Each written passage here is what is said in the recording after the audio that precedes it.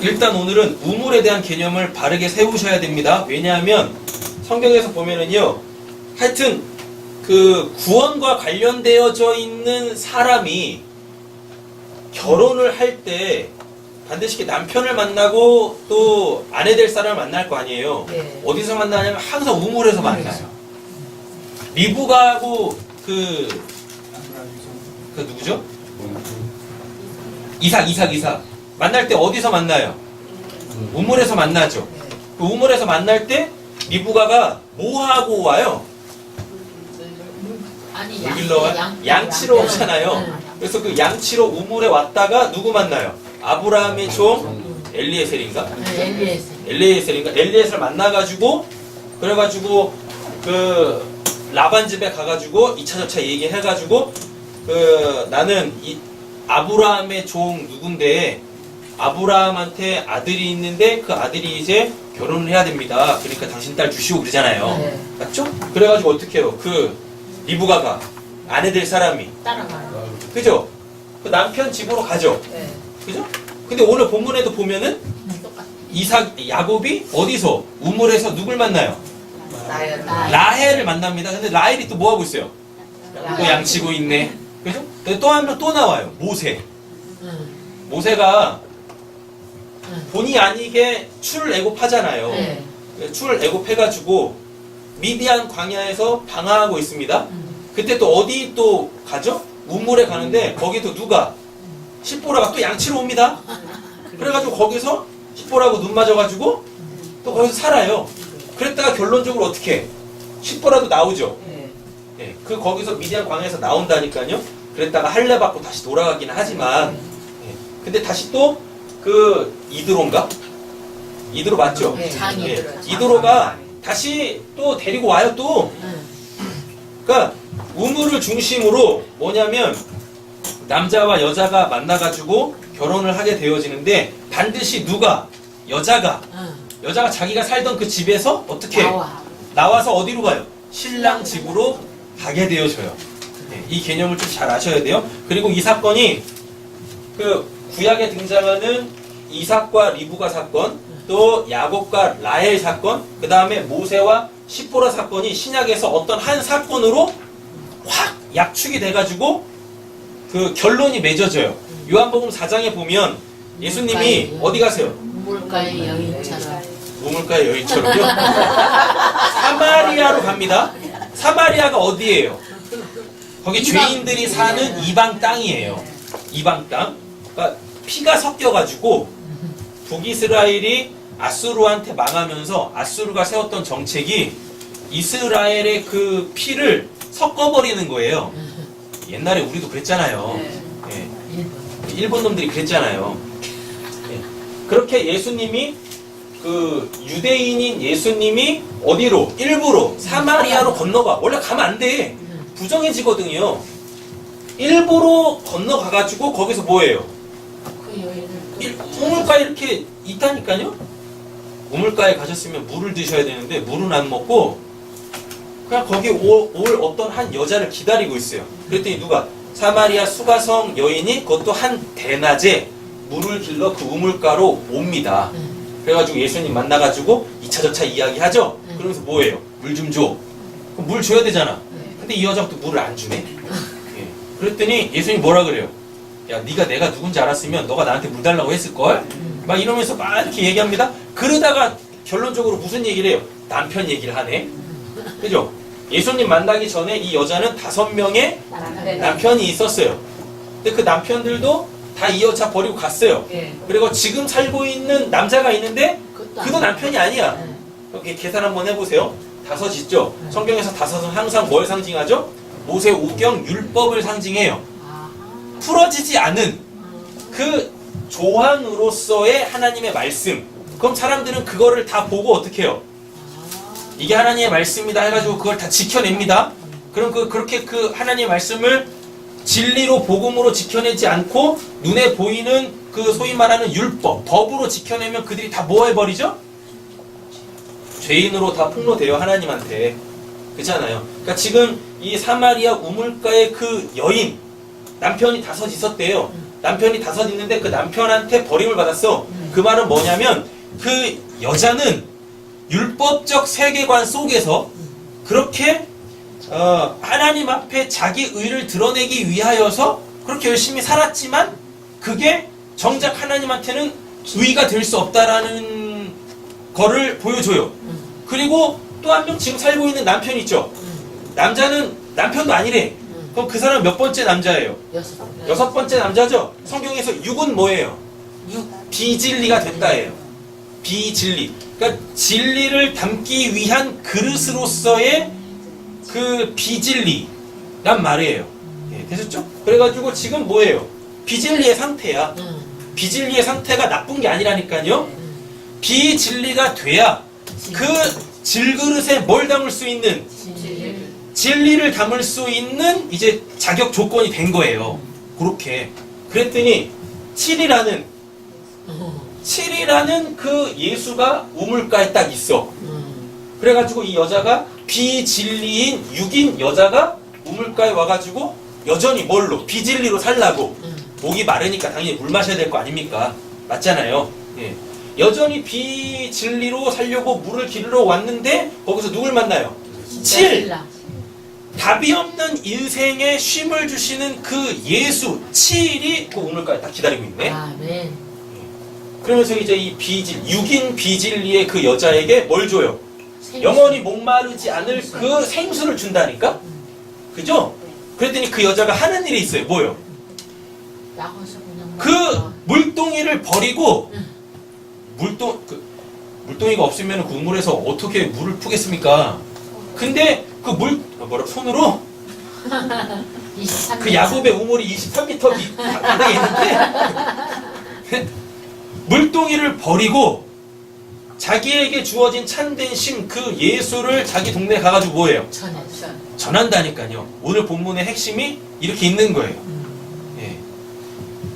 이삭부터 시작해가지고 그 자기 아내를 우물가에서 만나는 그 사건을 통해서 이게 지금 예수를 만나게 되어질 우리, 나. 예, 옆에 계시면 축복하겠습니다. 당신의 남편은 예수밖에 없어요. 당신의 남편은 예수밖에 없어요. 예. 내 짝은 예수밖에 없다니까요. 하나님께서 짝 지어주신 것을 인간이 나눌 수 없다라고 했을 때 그때 짝은 뭐 저한테 김선희 사모 이런 게 아니라 하나님이 정해놓으신 뭐요? 예수 그리스도 신랑밖에 없어요. 예. 오늘 본문이 다 그 사건 이야기하려고 하는 거예요. 그러니까 성경에서 우물을 중심으로 우물이라는 곳에서 남자가 여자를 만나 결혼을 하게 되어지고 여자가 자기가 살던 그 집을 떠나오는 그 사건은 우리가 결국 예수를 만나 이 세상이라는 곳을 떠나서 어디로? 하나님. 영원한 본향, 우리 영원한 본향 그 천국으로 가게 되어질 것을 이렇게 모형으로 그려주고 있는 거란 말입니다. 네. 예, 전체적인 오늘 그 맥락을 이렇게 잡으셨죠? 네. 자, 이제 보겠습니다. 야곱이 줄곧 길을 걸어서 드디어 동방 사람들이 사는 땅에 이르렀습니다. 동방 어디니까요? 바벨론. 예, 바벨론. 예. 하란이겠죠? 정확하게 이야기하면은요. 예, 그러니까 그럼 거기는 동방이 결국 뭘 이야기하는 거겠어요? 자기 스스로 구원을 이루려고 하는 곳. 그 동방에서 뭐 쌌으니까 바벨탑 쌌잖아요. 바벨탑 쌓는 게 뭐니까? 우리가 우리의 힘과 노력으로 하늘에 닿아서 하나님이 아니라 우리의 이름을 내보자. 우리의 구원을 우리가 한번 이뤄보자. 야곱이 글리 갔단 말이에요. 야곱이 왜 글리 가요? 야곱의 실체를 알아야 되니까. 야곱이 그렇게 지금까지 살아왔잖아요. 그래서 형한테 지금 죽게 생긴 거잖아요. 그래서 도망오는 거잖아요. 자, 2절 보세요. 거기 들은 늘 말씀드리지만 쉼이 없는 곳이죠. 물이 없는 곳이란 말이에요. 그래서 인생, 여정을 이야기합니다. 거기 들에 뭐가 있어요? 우물이 있답니다. 우물.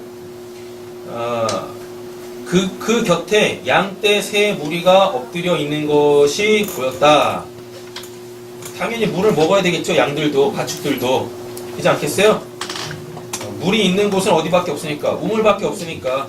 그곳은 목자들이 양떼에게 물을 먹이는 우물인데 그 우물 아기는 큰 돌로 늘 덮여 있었다라고 이렇게 이야기합니다. 이거 좀 뭐 굳이 이런 것까지 설명할 필요 없는데 오늘 본문을 좀 이해하시려면 이때 당시의 문화적 배경을 아셔야 돼요. 저 우물이 이렇게 있어요. 근데 거기가 항상 뭘로 덮여 있대요? 큰 바위로 이렇게 덮여 있대죠. 그게 뭐냐면 그 팔레스타인 지역 자체가 되게 낮에는 덥잖아요. 그래서 이 물이 금방 증발을 해요. 이걸 막기 위해서 어떻게? 그 돌을 덮어 놓는 거예요. 그래야 물 증발하는 걸 막을 수 있겠죠. 예. 그리고 거기가 이렇게 땅 자체가 물이 없다 보니까 뭐가 많겠어요? 아니 먼지가 많겠죠. 그렇지 않겠어요? 네. 예, 바람도 많이 부는 곳인데 그러면 그 물이 먼지 때문에 오염되겠죠. 뭐 못 먹겠죠. 게다가 뚜껑이 없으면 어떻게? 짐승들이 막 와가지고 그 물 먹으려고 풍덩풍덩 빠지고 막 그런다니까? 그럼 또 죽겠죠? 그죠? 그러니까 어떻게 해서든지 그 귀한 물을 지키기 위하여 큰 돌로 막아놨어요. 근데 왜 하필이면 큰 돌로 막냐면 이 우물은 공동 소유예요. 공동 소유. 그래서 한 사람 그냥 내가 물 먹고 싶다고 해가지고 아무 때나 가가지고 막 물을 떠먹으면 안 되는 거예요. 물이 귀한 곳이니까. 그거는 공동 재산이니까. 그래서 일부러 큰 돌을 이렇게 덮어놓은 거예요. 왜? 혼자서는 못 들게. 모든 그 뚜껑을 못 열게 하려고. 그리고 정해놨어. 낮에 그 정오에 그 가축한테 물 먹이는 시간이라고 그 공동체 자체가 이렇게 정해놨다니까요. 그렇게. 그래가지고 그 낮이 되면은 양치는 사람들이 다 모이겠죠.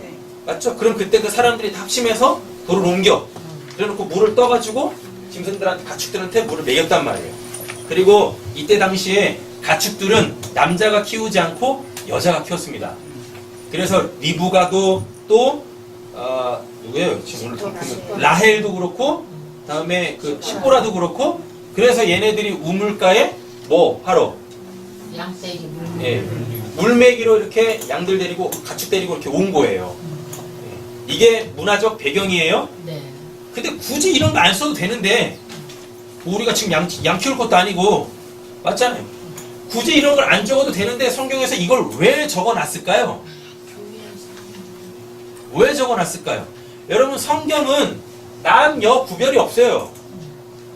성경에서 결혼이라는 제도를 딱 이야기할 때 이 결혼이라는 제도는 반드시 그 남편이 될 남자와 아내가 될 여자가 있어야 되잖아요.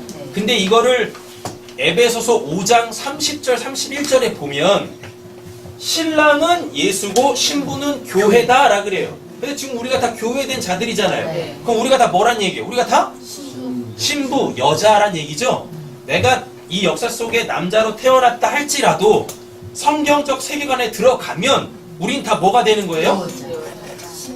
남자, 여자 상관없이 우리는 다 예수라는 남자의 남편의 그 신부로서의 신부가 될 여자란 말이에요.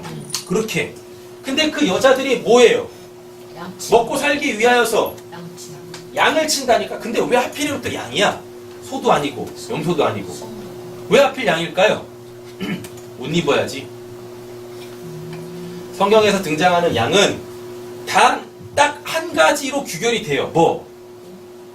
구원받을 성도가 입어야 될 그 가죽옷. 아, 네. 되게 되게 힘드네요. 네? 양을 치잖아요. 오늘 본문 안에도 양이 나오거든요. 네. 왜 양을 치냐면 그 뭐 잡아먹고 뭐 양젖하고 무슨 뭐 그거 하려고 하는 게 아니라 성경에서 양이 의미하는 의미는 뭐냐면 구원받을 성도가 입게 되어질 그 은혜의 옷. 에덴 동산에서 아담과 하와가 범죄하고 쫓겨날 때 하나님께서 뭐 입혀서 보내세요? 가죽옷 입혀서 보내잖아요. 근데 그 가죽옷을 뭘로 만들어요? 양 껍데기. 양의 첫 새끼 양으로 만든다니까요. 그래서 성경에서 이 여자들이 양을 치는 이유는 뭐 때문에? 온. 예, 그 옷 만들어 입으려고. 근데 그 옷 입는다고 해가지고 그 하나님이 주신 거 아니잖아요. 지들이 만들어 입은 거잖아요. 그러니까 그거는 의의 옷이 아니죠. 맞죠? 그렇지 않겠어요? 네. 그래서 양을 치는 겁니다. 근데 어디로 가서? 우물로 가서. 우물이 뭐니까? 들에 있는 그 우물이 뭐니까? 들, 인생. 그 척박한 인생에서 잠시 쉼을 얻기 위하여 우물로 가. 근데 그 우물의 뜻이 뭐예요? 돌에 글자를 새겼다. 그럼 그 말은 뭡니까? 우물에 가가지고 인생은 도대체 뭔가? 인생은 도대체 뭔가? 어떻게 살아야 되는가? 이 인생의 끝자락에는 뭐가 있을까? 이런 거 고민하는 곳. 이런 거 고민하는 곳. 그러면 십계명인가요? 아니죠. 예. 십계명이 아니고,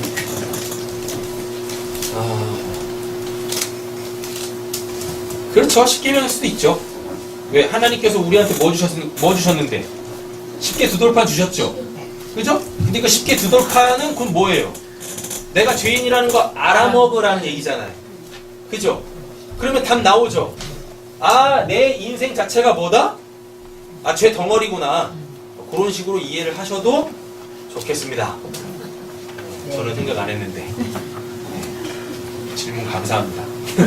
말씀이 확장돼서. 그죠? 그리고 또 한 가지, 이 우물이 갖고 있는 건 뭐냐면, 구원받지 못한 사람들이 그 인생 속에서 추구하는 모든 것들의 총합이야. 왜? 우물 없으면 살 수 없잖아요. 맞죠? 그러니까 들에 있는 그 우물이라는 것은 나라는 구원받지 못한 사람이 이 역사를 살아내기 위해서 그 필요한 것의 총합. 그럼 이제 이 우물을 다른 개념으로 바꿔보세요. 여러분들은 지금 살기 위해서 뭘 추구하고 계십니까? 뭘 귀하게 여기십니까? 나 이거 있으면은 살 수 있을 것 같아요. 나 지금까지 이걸로 살았어요. 그게 우물이에요. 근데 하나님은 그걸 통하여서 인생을 발견하게 하시려고 한단 말이에요. 네. 되셨죠? 돈이 아무리 많다 할지라도 결국은 그 돈에게 나는 반드시 배신당할 거라니까요. 그래요. 돈이라는 게 그렇더라고 보니까. 들어올 때 모아야 돼. 들어올 때 모아야 돼? 그래, 그래야지. 근데 돈이 전부가 아닌 사람도 있어요. 명예가 인생의 목적인 사람도 있어. 근데 그것도 결국 뭐예요? 배신 당할 거예요. 결국 내가 그걸로 사는 것이 아니지라고 결국. 그리고 우리나라 역사만 봐도, 우리나라 대통령의 역사만 봐도 명예가 아니고 또 권력을 추구하는 사람들도 있죠. 하여튼 우리나라에서는 권력만 지면 그 권력의 기간이 끝났을 때 항상 뭐예요? 감옥에 가야 돼. 감옥에 가야 돼요? 그쵸? 네. 청문회가 열리고 니 그 권력 갖고 어떻게 살았냐 다 폭로되잖아요. 그럼 또 권력이 또 그 사람을 또 배반한다니까? 요리고 우물은 이 모든 것들의 총합입니다. 구원받지 못한 사람들이 삶에서 추구하는 그 모든 것들. 그런데 그거는 결국 인생은 도대체 뭔가를 알게 하는 또 키이기도 하는 거죠. 그렇게. 보겠습니다. 3절입니다. 양떼가 다 모이면 목자들이 우물 아귀에서 그 돌을 굴려내어 양떼에게 물을 먹이고 다 먹인 다음에 다시 돌을 굴려서 우물 아귀를 덮고는 하였습니다. 다 말씀드렸어요. 문화적 배경은. 자, 4절 보겠습니다. 야곱이 그 목자들에게 묻습니다. 자, 보십시오. 어디서 오는 길입니까? 그들이 대답하죠. 어디서 왔대요? 하란에서. 네, 하란에서 오는 길입니다. 라고 이야기합니다. 야곱이 그들에게 뭐예요? 또 또 묻네요. 나홀이라는 분의 손자인 라반이라는 분을 아십니까?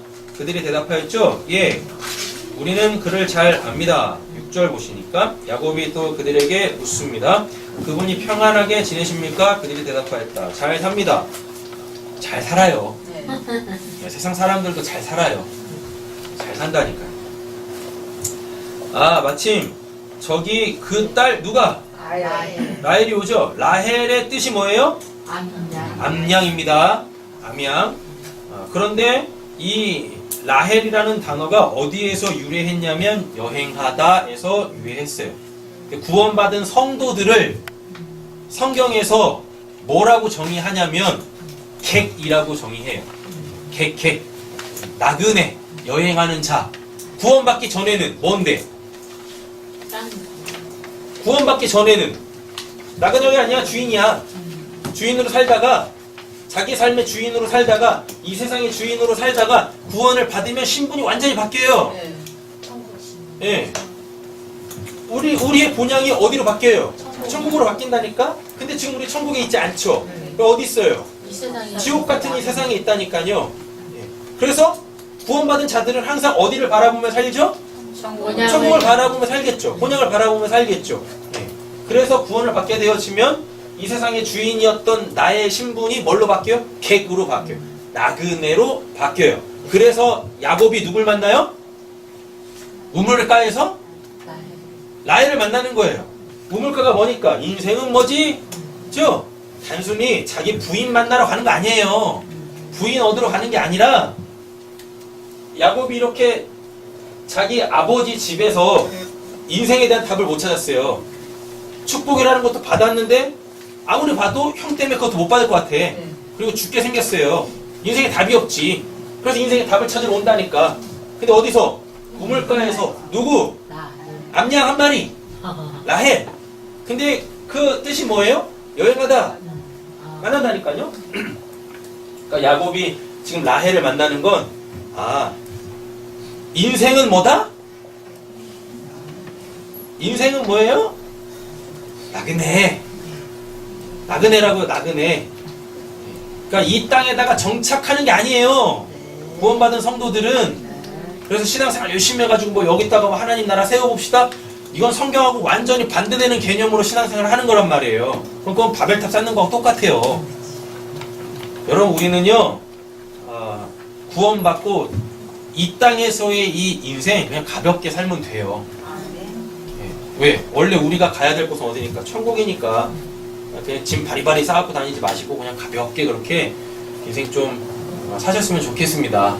염려, 근심, 걱정도 하나님한테 다 맡기시고. 할렐루야. 아멘. 하나님한테만 답이 있어요. 야곱이 말하죠? 네. 아직 해가 한창인데 아직은 양떼가 모일 때가 아닌 것 같대요. 그죠? 그럼 지금 뭐 물 못 먹인다는 얘기죠? 네. 그런데 지금 야곱이 뭐라고 하냐면 양떼에게 물을 먹이고 다시 풀을 뜯기러 나가야 하지 않겠습니까? 이렇게 묻는 거죠? 그죠? 원래는 뭐 해야 되는데 양떼들이 다 모이면 그 동네 목자들이 양떼를 다 데리고 오면 정해진 시간에 뚜껑 열고 물 먹어야 되는데 지금 야곱은 라헬한테 뭐라 그래요? 해가 아직 예. 먹을 시간이 아니 라헬이 아니죠. 그 지금 우물가에 모여 있는 그 목자들한테 빨리 먹여서 다시 풀 뜯게 해야 되지 않겠습니까? 지금 이렇게 얘기를 한단 말이에요. 자, 또 8절 보시면 그들이 대답합니다. 그렇지 않습니다. 양떼가 다 모일 때까지 기다렸다가 양떼가 다 모이면 우물 아귀의 돌을 불려내서 양떼에게 물을 먹입니다. 9절입니다. 야곱이 목자들과 말하고 있는 사이에 누가 와요? 라헬이 아버지 양떼를 이끌고 왔습니다. 라헬은 양떼를 치는 뭐죠? 목동입니다. 10절 야곱이 외삼촌 라반의 딸 라헬과 그가 치는 외삼촌의 양떼를 보고 우물 아귀의 돌을 굴려냅니다. 굳이 안 해도 되는 걸 막 하네. 그죠? 외삼촌의 양떼에게 물을 먹였습니다. 이렇게 보시면 돼요. 오늘 본문은 두 가지 측면에서 보시면 돼요.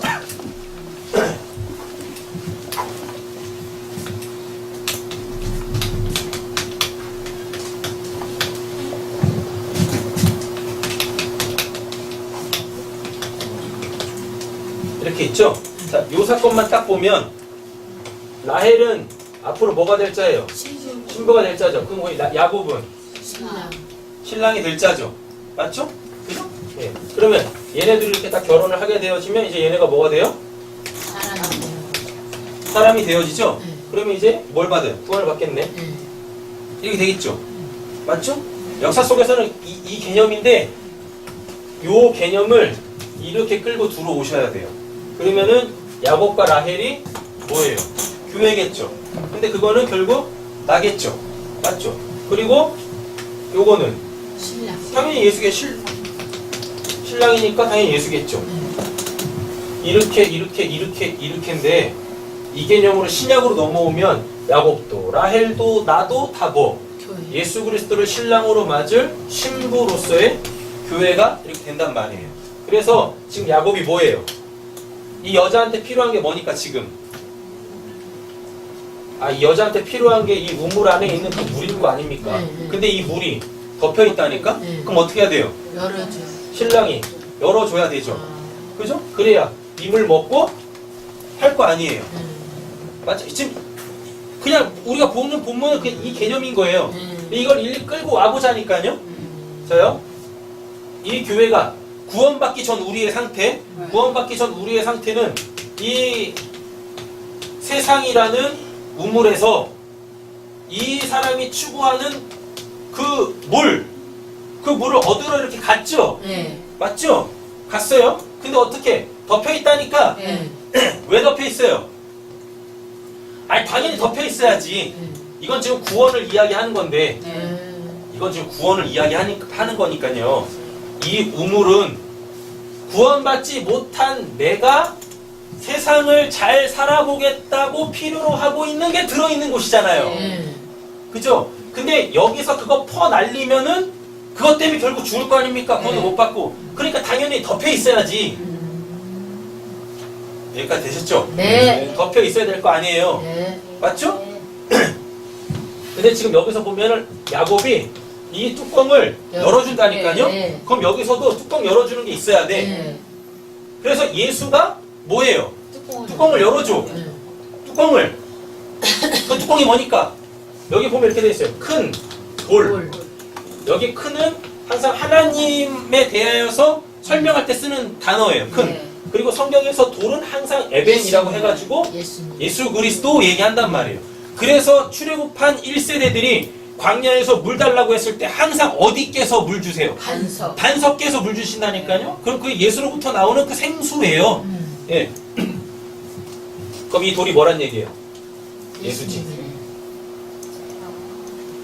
그러면은 그게 예. 덕회인가요? 우리가 저거잖아요. 덕회 저거잖아요. 덮개? 덮개 그 뚜껑? 우물의 덕회. 네, 맞아요. 되게 은혜스럽네. 제가 생각하지도 않은 것들을 막. 맞아요.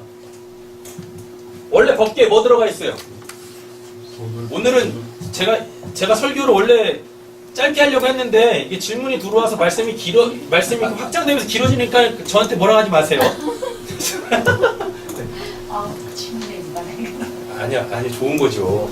제가 원래 설교를 길게 하는 사람이니까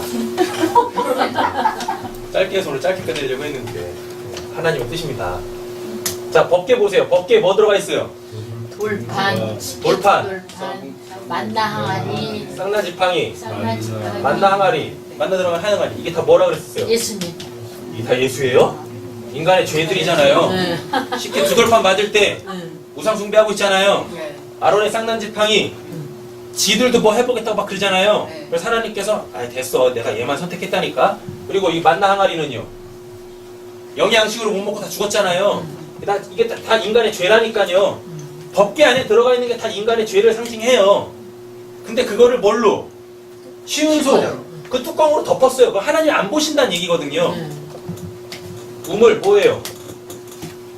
육신적 필요를 채우기 위한 세상의 그것들의 총합. 그거 죄잖아요, 그게. 근데 지금 그걸 뭘로 덮어놨어요? 돌로 덮어놨네? 뭘로? 그것도 큰 돌. 하나님의 돌로 덮어놨네? 못 먹게 하려고. 그거 먹으면 죽으니까. 그죠?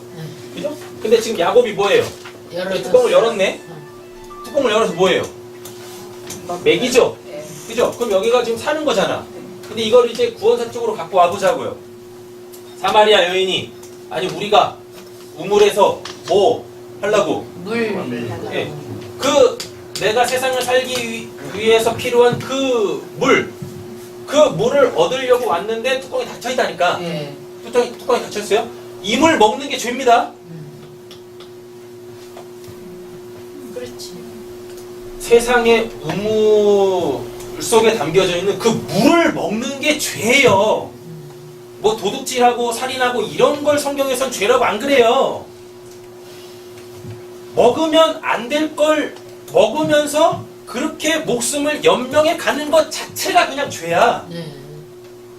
그 자체가 죄라니까요. 그러니까 지금 우리는 이렇게 하루 세 끼 먹으면서 이렇게 살아있는 것 자체가 다 뭐예요? 죄. 그냥 다 죄예요. 다 죄. 죄라고. 왜 우리가 태어나면서 뭐 어떤 신분으로 태어나니까? 죄. 죄인으로 태어나는데 그럼 죄인이 하는 짓이 다 뭐밖에 없어요? 죄. 죄밖에 없죠. 예수님이 뭐라 그랬어요? 야, 나쁜 나무에서는 나쁜 열매만 맺는다니까? 그런다니까요. 근데 우리가 다 뭘로 태어났어요? 죄. 다 죄인, 나쁜 나무로 태어났어요.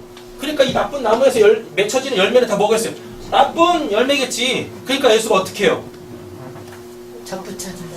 잘라내. 이 가지를 뚝 잘라내. 그래서 어떻게 좋은 열매에다 갖다 붙인다니까. 좀 붙인다니까. 그럼 이게 거듭남, 구원이잖아요. 이렇게 되는 거죠. 임을 마시는 거 자체가 뭐예요? 죄. 죄입니다. 그러니까 예수가 임을 못 먹게 한다니까요. 그래서 뭐 닫혀있는 뚜껑을 열어 제껴. 요한복음 4장에서는 안 닫혀있어요. 근데 이걸 지금 이렇게 갖고 와보자고. 결국 이 여자는 그 우물에 있는 그 물 안 먹어요. 예수를 먹지. 그럼 이 사마리아 여자가 우물가에서 우물에서 물을 뜨려고 했을 때 그렇게 딱 막혀있는 그 돌. 안 막혀있어도 보셔야 돼요. 네.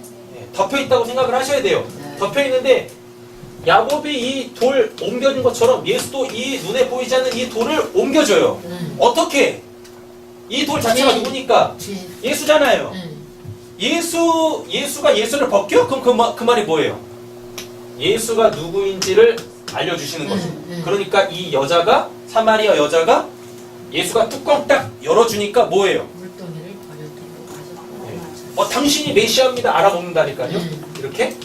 그럼 이게 지금 야곱이 뚜껑 열어준 거야. 그럼 여기서 나오는 그 물 먹고 여자는 사는 거라고. 네. 이게 구원사로 넘어오면 예수와 사마리아 여인의 그 사건으로 이렇게 해석이 되는 거예요. 네. 정작 이 여자가 받은 건 뭐예요? 생수. 이 우물의 그 물이 아니라 생수를 받아 먹고 가잖아요. 네. 네. 그럼 뭐 할 건 거의 다 한 것 같습니다. 9절부터 보시니까 10절 했죠? 네. 11절 보겠습니다. 그리고 나서 야곱은 라헬에게 뭐예요? 입 맞추고 기쁜 나머지 큰 소리로 막 웁니다. 라헬의 아버지가 자기 외삼촌이라는 것과 쭉 설명해요. 네. 13절 라반은 누이의 아들 야곱이 왔다는 말을 듣고서 그를 만나러 곧장 달려갑니다. 그죠? 그래서 똑같이 뭐 인사하고 막 그러네요. 네. 그래놓고 어디로 데려가요? 자기 집으로 데려가죠? 네. 자, 오늘 본문의 핵심이 14절에 있어요. 말을 듣고 난 라반은 야곱에게 뭐라 그래요?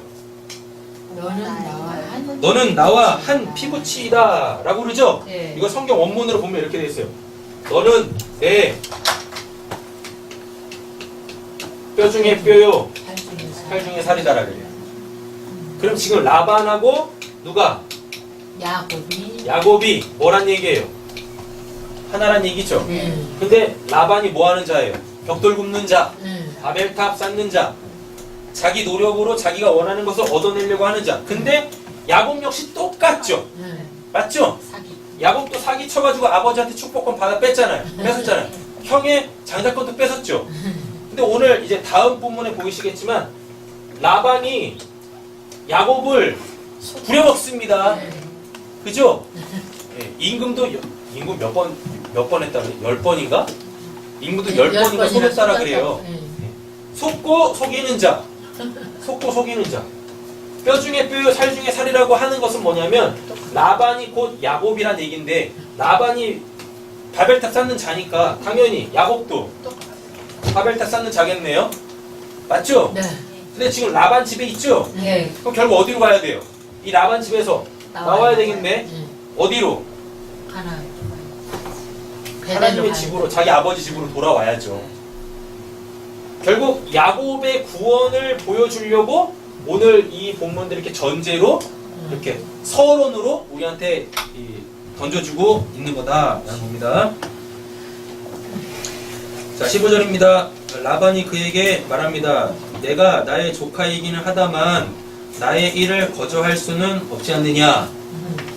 이렇게 하네요. 너에게 어떻게 보수를 주면 좋을지 너의 말을 좀 들어보자 라고 합니다. 16절 보시면 라반에게는 누가 있어요? 두 딸이 있죠. 맏딸의 이름은 뭐예요? 레아예요. 레아. 레아의 뜻이 지친입니다. 이름 이렇게 적는지 몰라. 구원사는 이름 자체가 지친이야. 우리 지윤이 이름이 지친으로 졌다고 쳐봐요. 그죠? 막 생기 있는 아침을 막 보내려고 했는데 이제 지친아. 그럼 이제 아침부터 지치는 거지. 이 사람들은 이름을 되게 이상하게 줘. 그죠? 역경이 고난이 네. 야베스도 뭐예요? 고통. 야베스 이름이 고통이거든요. 자기는 전혀 고통스럽지 않은데 자기가 불려질 때마다 항상 뭘 생각해야 돼요? 내가 고통인가? 내가 남한테 고통을 주고 있나? 이래야 돼. 그럼 레아가 얼마나 왜 이름을 지친으로 줘가지고 지쳤다 로 줘가지고 그래서 눈이 안 좋아. 그래서 눈이 안 좋은 거예요? 레아의 뜻이 지친인데 이 지친이라는 단어가 어디서 유래를 했냐면요. 노동하다, 고갈되다. 그럼 이렇게 되는 거예요. 통으로 보세요. 라반이 뭐 하는 자입니까? 벽돌 걷는 열심히 바벨탑 쌓는 거죠. 근데 어디 못 닿아? 하늘에 못 닿네. 맞죠?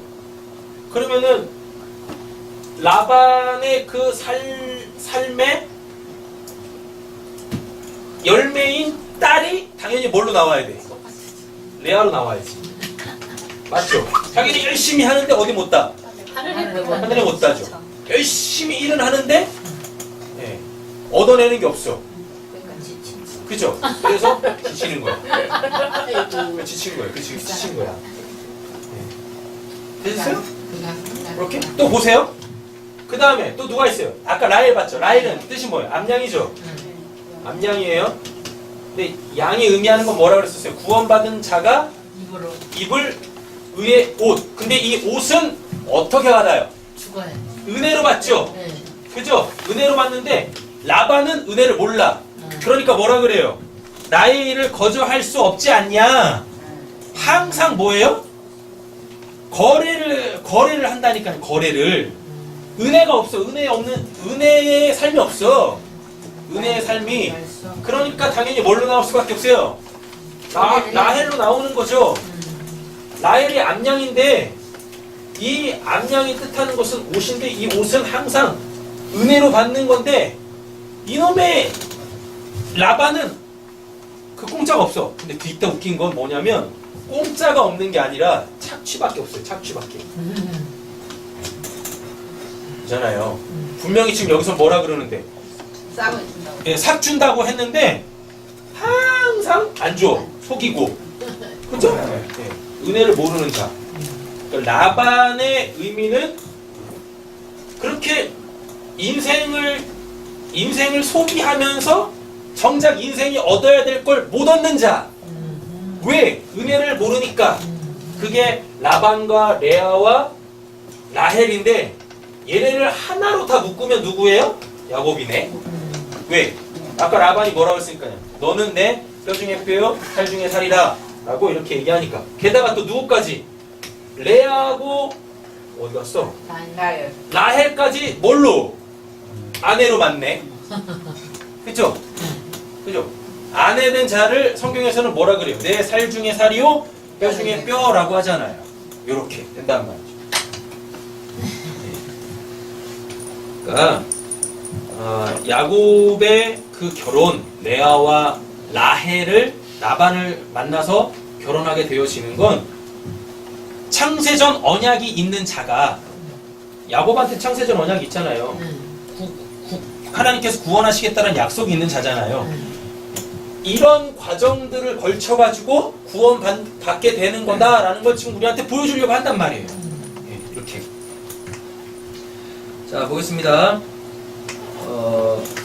이제 됐다 이상한 17절. 도대체 이게 뭘 설명하는지 도통 알 수가 없는 17절. 레아는 눈매가 부드럽고 옛날 개역 한글판 성경은 이걸 어떻게 번역했냐면 레아는 그 알력이 부족했다 이렇게 설명했어요. 그래서 시력이 그래서 이게 뭔 말인지 모르니까 시력이 나빴나? 시력이 나빴나? 뭐 이렇게 생각했었어요. 네. 근데 요즘의 번역은 완전히 바뀌었어요. 뭐냐면 레아는 이 눈매가 아름답다. 이걸로 바뀌었다니까요. 고양이. 네, 그렇게 생각해. 나이 몸매 근데 여기서 레아가 눈매가 부드럽다라고 했을 때 이 눈이 아인이란 단어인데요. 이 아인이 두 가지 의미가 있어요. 뭐냐면 하나는 진짜 이 눈이고요. 또 하나는 샘이에요. 샘. 우물, 샘. 우물은 인간이 파는 거고 샘은 그냥 자연적으로 있는 거야. 그때 사용하는 게 아인이에요. 그래서 사람들은 우물을 못 찾으면 이렇게 우물이 없으면 항상 샘을 찾아다녔어요. 쉽게 말하면 그 오아시스. 왜 물이 있어야 사니까. 근데 지금 레아의 상태를 뭐라고 하냐면 눈매가 아름답다 이렇게 얘기하거든요. 이거 원문으로 보면 이렇게 돼 있어요. 눈매, 아인, 그다음에 부드럽다, 라크 이렇게 돼 있는데 라크라는 단어 이 자체가 그 무슨 뜻이냐면은요. 이렇게 온화하다, 부드럽다, 사랑스럽다 이런 뜻이에요. 연약하다 이런 뜻. 자, 그럼 이렇게 됩니다. 레아 자체가 뭐예요? 이름의 뜻이 지친. 왜 지쳐요? 왜 지쳐요? 아니 바벨탑 싸니까. 예. 자기 인생을 통해서 구원을 얻으려고 해도 얻을 수 없잖아요. 네. 맞잖아요. 그쵸? 그죠? 네. 근데 이 레아의 상태를 뭐라 그래요? 지쳤다. 눈이 아름답다. 근데 다른 말로 바꾸면 그 샘이 연약하다. 그 샘의 물이 부족하다. 이렇단 말이에요. 그러니까 당연히 레아는 뭐? 레아는 뭐요? 인기가 없지. 아니 잘 한번 생각해보세요. 목이 말라서 샘에 갔는데 뭐가 없어? 물이 없어. 그러면 사람들이 그걸 좋아하겠어요? 그죠? 근데 그거를 이제 그 사람의 그 외모적인 그걸로 성경에서 이렇게 빗대어 설명을 했다고요. 됐어요? 네. 자, 다음에 누가 나와요? 나의 라헬이 나오죠? 몸매가 몸매가 아름답고 용모도 예뻤다. 근데 원문을 보면 라헬은 그냥 앞에 야페 이렇게 돼 있어요.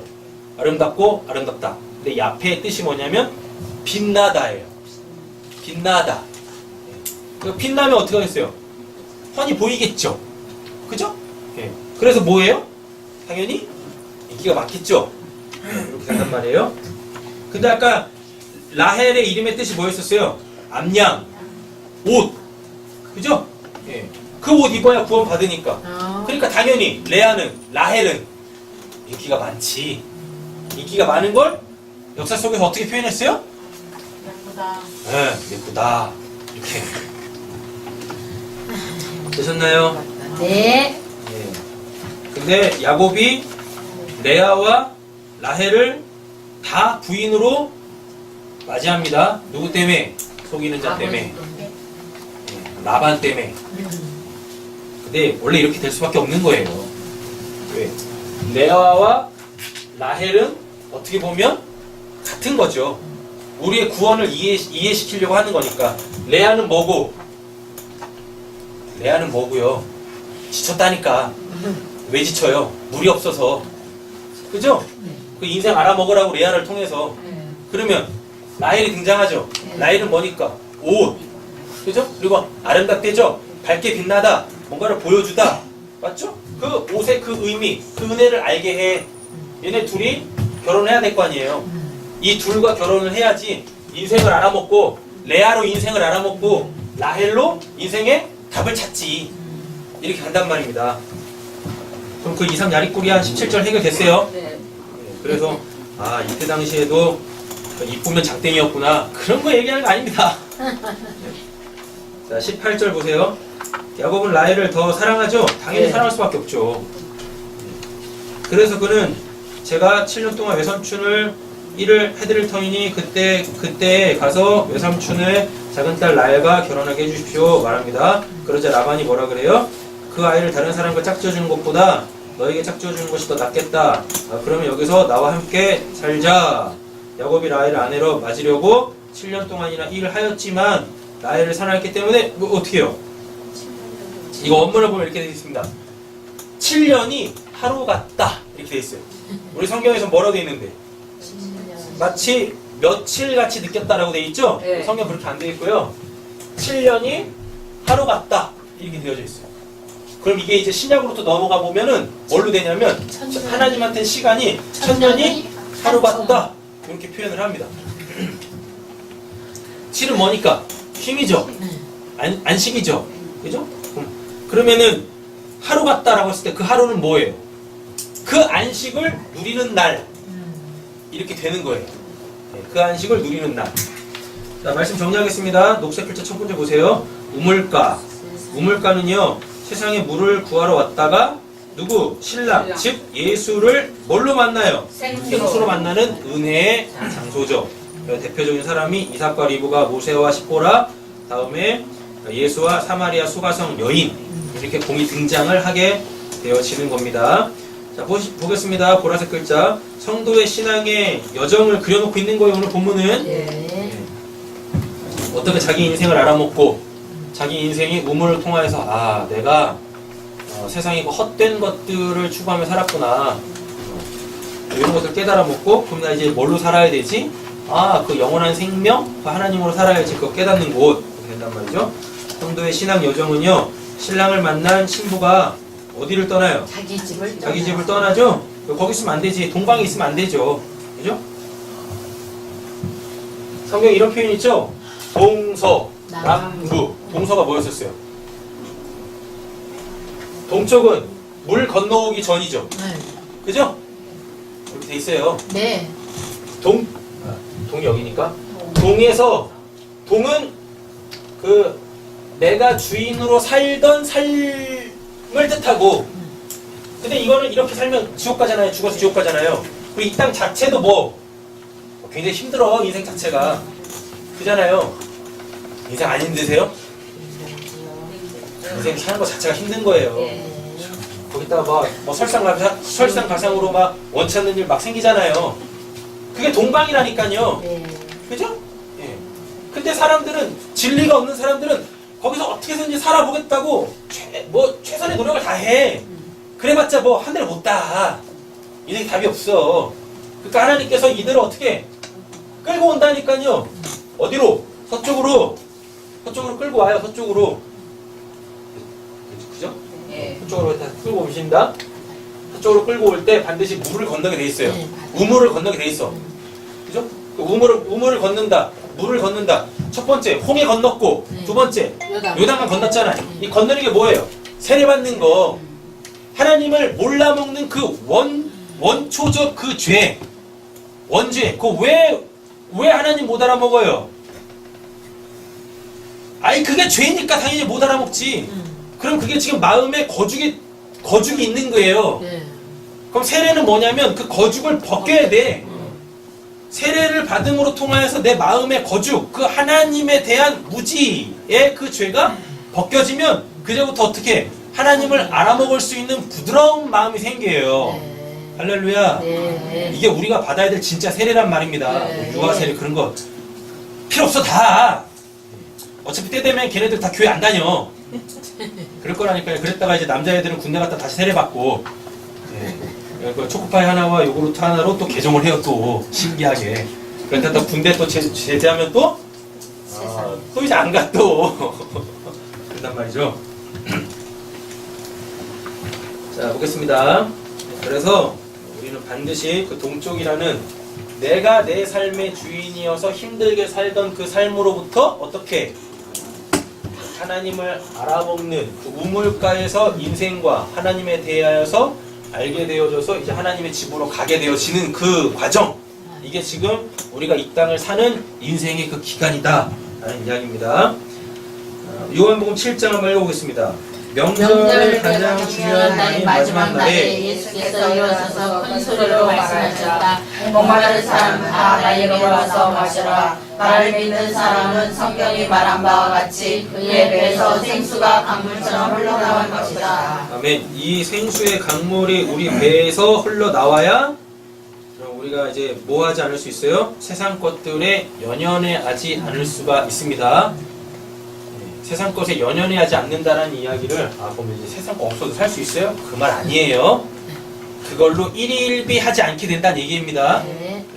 그 눈에 보이는 세상 것 때문에 있음과 없음의 그 기간이 분명히 있을 거 아니에요. 있으면 좋고 없으면 또 그냥 한없이 또 꺼져가지고 이놈의 인생 그렇게 가지 않는다고요. 언제나 한결같이 하나님의 그 은혜 속에서 감사하며 기뻐하며 살 수 있게 되어진다라는 것을 이야기하는 거죠. 예수가 나에게 생수의 강물이 된다라는 것은.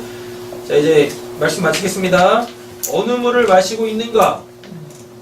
읽어보겠습니다. 이사야서. 하나님은 나의 구원이시라. 나는 주님을 의지한다. 나에게 구원이다. 주 하나님은 나의 구원이시다. 너희가 구원의 오늘에서 꿈으로 물을 기를 것이다. 주께서 너희의 백성에게 이렇게 말씀하신다. 너희를 구원해야 할 때가 되면 내가 너희에게 은혜를 베풀겠고 사랑하려고 부르짖는 자는 내가 강물을 붓고 너희를 돕겠다. 내가 너희를 지키고 보호하겠으며 너희를 지켜서 백성과 언약을 맺겠다. 너희가 살 땅이 황무해졌지만은 내가 너희를 다시 너희 땅에 정착시키겠다. 감옥에 갇혀있는 죄수들에게는 나가오라. 너희는 자유인이 되었다 하고 말하겠다. 어둠 속에 갇혀있는 사람들에게는 밝은 곳으로 나가오라고 말하겠다. 그들이 어디로 가든지 먹거리를 얻게 할 것이며 메말라는 모든 산을 그들이 먹거리를 얻는 초장이 되게 하겠다. 그들을 배고프고 목마르지 않으며 무더위나 햇볕도 그들을 해치지 못할 것이니 이것은 긍휼히 여기시는 분께서 그들을 지키시기 때문이며 주께서 준 것으로 그들을 인도하시기 때문이다. 너희 모든 목마른 사람들아 어서 물론 나오라. 돈이 없는 사람도 오너라. 너희로 와서 사서 먹되 덩거리지 말고 바꿔지불하지 말고 포도주와 젖을 사거라. 어찌하여 너희는 양식을 얻지 못하면서 돈을 지불하며 배부르게 하여 주지 못하는 것 때문에 수고하느냐. 들어라. 내가 하는 말을 들어라. 그래야 너희가 좋은 것을 먹으며 기름진 것으로 너희 마음이 즐거울 것이다. 아멘. 말씀을 잘 들으셨으면 여기에 야곱과 라반, 레아, 라헬 다 나왔어요. 레아가 뭐니까? 레아가 뭐야? 레아가 이사야서로 말씀을 보면 배고프고 목마른 상태, 그죠? 그다음 무더위나 햇빛으로 해를 당하고 있는 자. 그런데 누구 만나요? 우물에서 라헬 만나죠? 라헬이 뭐니까요?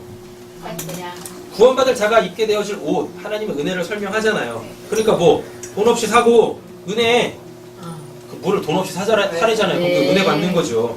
그리고 또 뭐라고 그래요? 너희 와서 먹고 돈도 내지 말고 지불하지도 말고 포도주와 젖을 사라 이렇게 하잖아요. 이렇게 이런 진리들을 모르면 어떡하고요?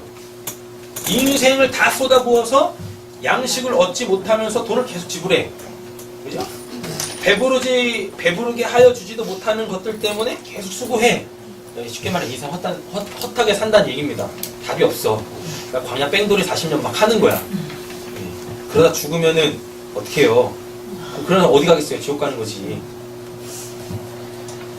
자, 에레미야서 읽겠습니다. 비록 신이라 할 수 없는 그런 신을 숨겨도 한 번 섬긴 신을 다른 신으로 바꾸는 민족은 그리 흔하지 않다. 그런데도 내 백성은 그의 영광을 전혀 쓸데없는 것들과 바꿔버린다. 하늘아, 이것을 보고 너도 놀라고 떨다가 새파랗게 질려 버려라. 나 주의 말이다. 참으로 나의 백성이 두 가지 악을 저질렀다. 하나는 생수의 근원인 나를 버린 것이고 또 하나는 전혀 물이 보이지 않는 물이 새는 웅덩이를 파서 그것을 샘으로 삶은 것이다. 예, 이렇게 돼 있네요. 물이 새는 웅덩이를 파서 그것을 샘으로 삼을 것이다. 누구? 레아. 레아 이름의 뜻이 뭐니까? 지쳤어. 예. 그 상태를 설명하죠. 뭐요? 샘이긴 샘인데 물이 잘 없어. 이렇잖아요. 하나님이 우리의 생수의 근원이십니다. 아멘. 그 생수의 근원을 버리지 마세요. 오직 그 하나님으로만 사십시오. 나는 진짜 뭘로 사는 장가. 오늘 말씀을 들으셨으면 고민을 좀 하시고 내 인생에 대하여서 뒤를 한번 돌아보세요. 내가 어떻게 살아왔나. 그리고 앞으로 어떻게 살 것인가에 대한 답을 가지셔야죠. 그때 하나님께서 여러분들에게 찾아오실 거예요. 그래서 그 하나님 만나게 되어지시면 전혀 다른 인생이 여러분들에게 펼쳐지실 겁니다. 아멘. 또 제발 이러지 마세요. 그러면 이번에 로또 사면 로또 맞아서 그냥 인생이 확 바뀌는 겁니까? 제발 그리 가지 마시고 삶을 사는 그 마음의 자세, 지향점이 바뀐다니까요. 그죠? 네. 그러면 지금 여러분들의 어제의 그 삶이 구원받기 전에는 솔직히 톡하고 해서 그냥 오늘의 삶의 반복이잖아요. 네. 어제의 반복이 오늘이잖아요. 네. 근데 구원을 받게 되어지면, 하나님을 알게 되어지면 이 우물에서 뭐 레아 만나고 라헬 만나고 이 라헬을 얻기 위하여서 반드시 누구를 거쳐야 돼요? 레아를 거치지. 거치면은 여러분 우리 인생이 자체가 바뀐다니까요. 네. 할렐루야. 아멘. 인생이 바뀌어요. 그래서 여러분들의 인생에 답이 생길 거예요. 아멘. 그럼 지금에 주어져 있는 이 삶에서 모든 것들이 다 감사로 바뀔 줄로 믿습니다. 아멘. 옆에 계신 분을 물어보세요. 그렇게 되셨죠? 아직 안 되셨나? 되셔야 되는데 안 되실 분들은 되실 거고. 그러면 되신 분들한테 간증을 들으세요. 이제 구원 받았다고 확신하시는 분들한테 가가지고 어떻게 받겠어요? 그럼 그분이 자세하게 설명해 주실 거 아니에요. 그죠? 그때 또 부러우셔야 돼요. 그때는 부러우면 지는 거야. 그게 아니라 그때는 부러워하셔야죠. 그래서 사모하셔야지. 그래서 도대체 세상 사람들은 이해할 수 없나. 야, 네 인생 그런데 행복하냐? 근데 거기서 뭔 답이 나와야 돼요. 행복합니다. 그럼 진짜 세상 사람들이 이상하게 생각하겠죠. 둘 중에 하나일 거야. 미쳤거나 삶을 포기했거나. 그죠? 그런데 알고 봤더니 그게 지극히 정상인 거죠. 하나님 나라 백성으로서는. 사랑하는 성도님들의 삶이 이렇게 놀랍게 변화되어지시기를, 또 그 변화되어지셨다면 그 삶을 영원토록 하나님 안에서 누리시기를 간절히 소원합니다. 아멘. 기도하겠습니다.